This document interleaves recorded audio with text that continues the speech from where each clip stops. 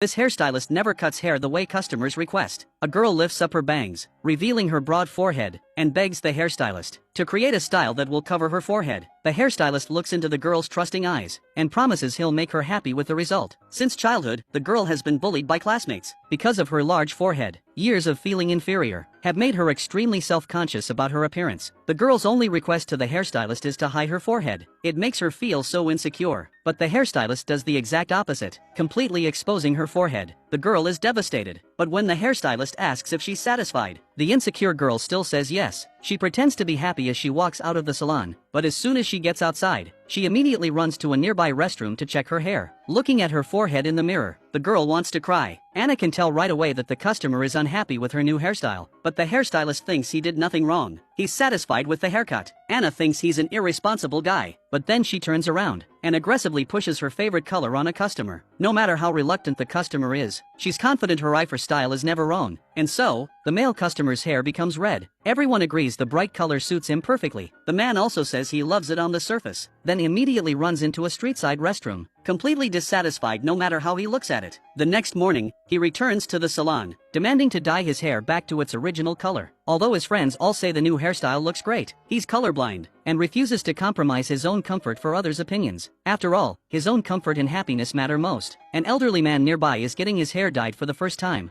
and chooses a soft pink color. The hairstylist thinks this color doesn't quite match the man's age, but the elderly man explains that he's a terminal cancer patient. He's lived his whole life in other people's eyes, and now he just wants to make himself happy. It turns out that only when people reach their final moments do they understand that making yourself happy is what matters most. Why worry about what others think of you?